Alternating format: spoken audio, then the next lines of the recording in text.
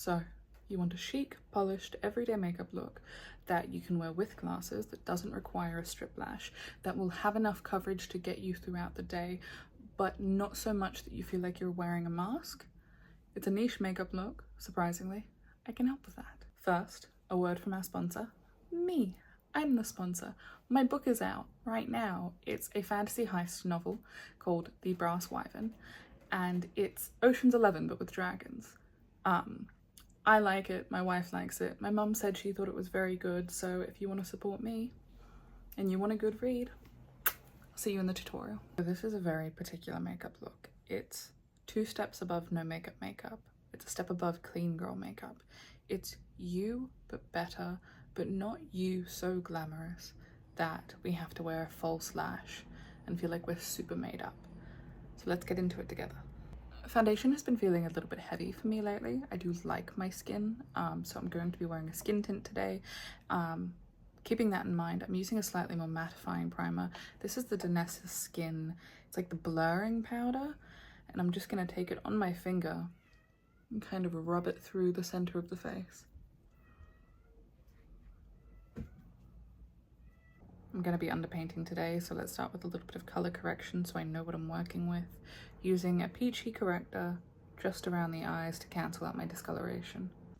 The Rhode blush in Sleepy Girl is potentially my favorite colorway of cream blush I've used in a very long time.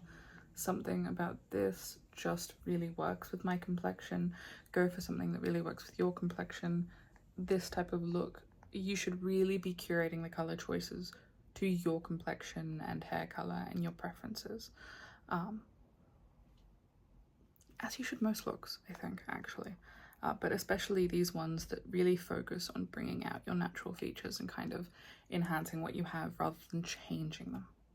For underpainting, I don't want this blended into oblivion, so I'm just tapping out the edge with a synthetic brush until I've got kind of a rough placement.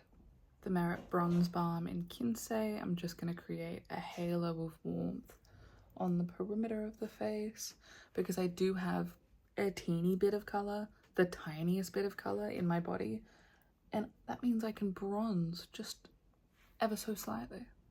Back to the blend.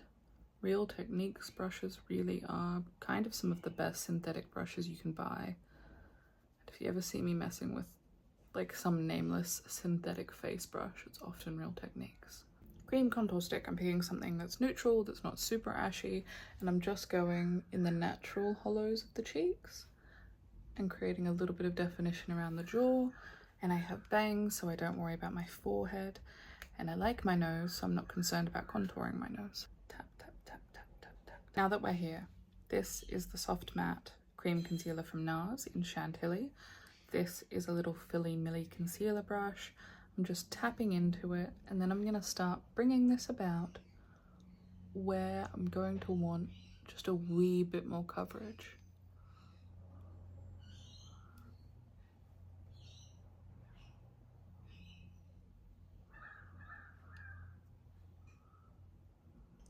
Take a quick smoothie break whenever it suits you, but for me, right now. Now back to the glam. This is the Lisa Eldridge Seamless Skin Tint. It requires a little bit of a shake. I'm going to pop some on my hand and then use a stiff synthetic brush to kind of stipple that over the skin. For the record, I'm using the shade T2. It's not perfect. I think I need T1.5. But it's a skin tint, so the shade doesn't have to be perfect. It's kind of the fun of it.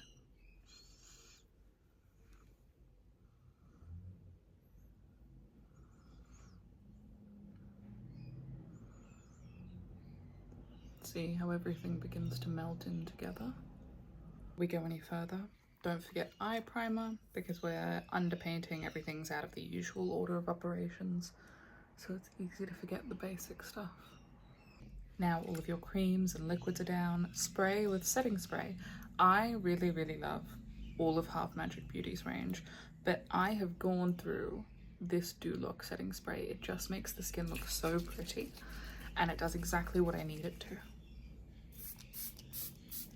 Now before you do anything else, you want to make sure that feels completely dry on the skin. Like truly, you do not put dry directly over wet. ever. It never ends well.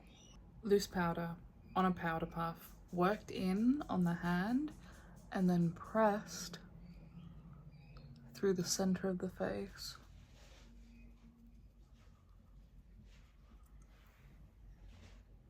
Because powder really does make just the most difference. For this look, which is like unfussy soft glam, it's you but elevated, it's your signature look, that type of vibe, a really good cream eyeshadow can work magic. You want something that's going to be your one and done, so it's going to look beautifully when focused on the lid and feathered out. One of my favorite eyeshadows of all time is Tom Ford. I can't rationalize the amount of money that I have spent on this specific cream eyeshadow formula. I think it works beautifully. All I can say is that Golden Peach is such a pretty color. I'm just taking it on a synthetic brush and I'm gonna fluff it all over the lid and blend it into the crease. A little bit of that same cream eyeshadow, I don't know where my brain is, just swept along the lower lash line. So these Tom Ford eyeshadows have like a very loose, light sparkle packed into the top in a powder format. I'm just going to take that sparkly eyeshadow and loosely tap it over the top of Golden Peach. And then I'm going to take a more intense sparkly eyeshadow and put it on the ball of the eyelid. We're creating complexity within the eye without worrying about blending a dozen different eyeshadows together for something interesting. The sparkly topper I'm using is Bobbi Brown's Moonstone. This is like one of the sparkly eyeshadows on the Western market. Let me see if I can capture its glory.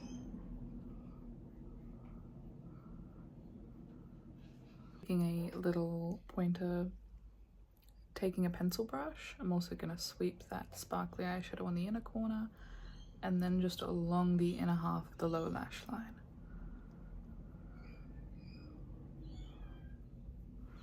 For this look, you can entirely skip eyeliner if you so please. I like a thin wing. This is the Lisa Eldridge eye pencil in Renaissance Gold.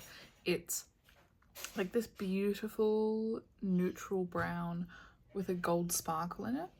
So what I'm gonna do is I'm gonna focus this really on this outer corner of the lash line, pull it out slightly, and then with the edge of my nail, just going to pull her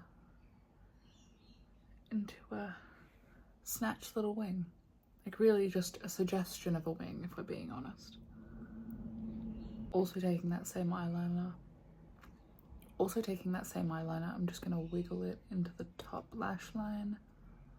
If I'm not wearing lashes, having a little bit of definition right in there is still really going to help. Like trick the eye into thinking that my lash line is a little bit more dense than it is. It's all about those small details that make it look like this more polished than slapdash. Curl your lashes and curl them well. And I like quite a bit of mascara if I'm going without a lash. So this is Lisa Eldridge's Kitten Lash Mascara. And I think I'll probably top it with Half Magic to really give my lashes their best shot. Now it's about time to start polishing up these brows because it's hard to judge how far along we're feeling without a brow in place, especially when you shave off the tails like I do. These brows are acceptable. Now we're onto blush. And the thing is with blush and underpainting is if I get to this step and I'm still kind of happy with that kiss of color coming from within, I don't want to go over the top of that with a hugely pigmented blush and then, you know, knock out all that work that we've done. So I go in with something that's almost a nothing color. This looks like next to nothing in the pan, but when you pop it on, it's just going to give you this beautiful little wash. It's going to give a little bit of dimension to that underpainting. I think that's gorgeous. I use this Hourglass bronzer in Natural Bronze as a bronze and contour because I love unfussy, easy blending. And I'm just going to tap it over this general area really lightly. I mean, Hourglass powers are generally beautiful, so I shouldn't have to think about this too hard. Highlight. I'm starting with a shimmery one. This is Colourpop's Super Shock Cheek in Got Glow, which kind of has a golden reflect. I'm just going to tap that over the high points of the face to begin with.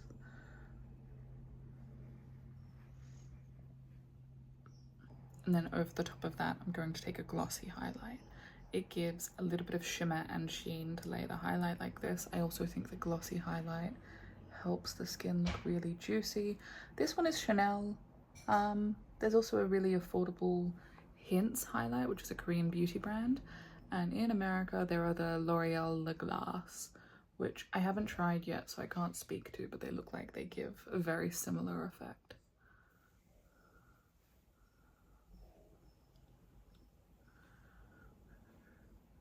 Now we're on to lips, and lips are an interesting game because if you line your lips too crisply with this sort of look where everything else has been kept quite soft, I think it immediately throws the look off balance. Makeup Forever Artist Color Pencil in Up and Down Tan. This is a shade I've been using for yonks and yonks. Let's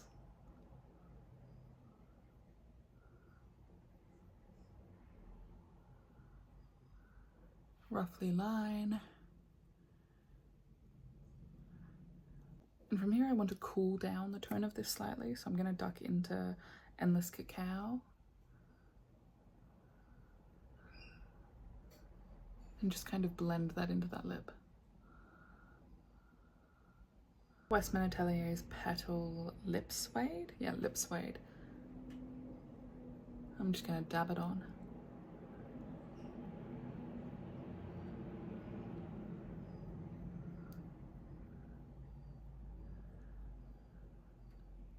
If you pick a shade that's slightly brightening for your complexion, I think that's probably a more fitting choice for this sort of look. You can go more grey or cool toned, but I really want this look to look quite fresh and polished. Like we're here for every day, so. This is Boundless Berry, the Super Boost Gloss, and this is Daring Candy. And I know I literally just said that thing about picking a brightening colour. This kind of looks like Sleepy Girl to me, the blush that I love. So I will be using this. And this lip shade feels like it's pulling a little bit peachy, but maybe it's my lighting. 1 second.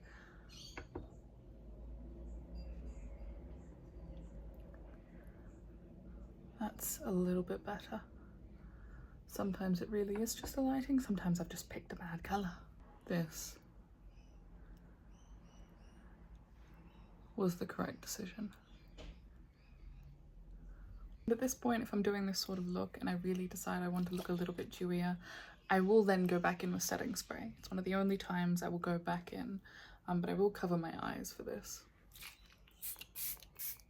And this is the finished look. It's fresh and tonal and very chic, and it doesn't feel like putting on a costume because sometimes I put on a false lash and colourful eyeshadow and I go, wow, this doesn't feel like me. This feels very grounded. I hope if you try it, you feel really beautiful. I actually think this translates even better in natural lighting than it does in these magical lights. So, you know, I think you'll all look great. I love you all so much, and I'll see you another time. Bye.